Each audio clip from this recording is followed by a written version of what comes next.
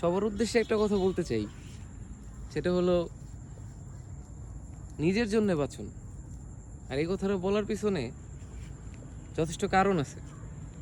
আমার বয়স অল্প হইতে পারে, তবে আমার জীবনের অনেক ক্যালকুলেশনে আমি মিলায় দেখছি যে নিজের জন্য বাঁচতে হবে।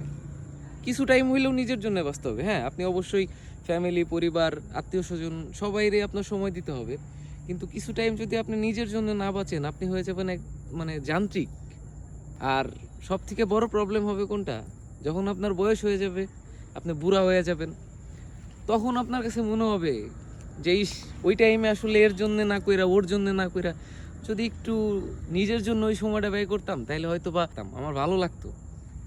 তাই সময় শেষ কইরা মনে না কইরা এখন থেকে মনে করেন, এবং কিছু সময় হইলেও নিজের জন্য বাঁচেন।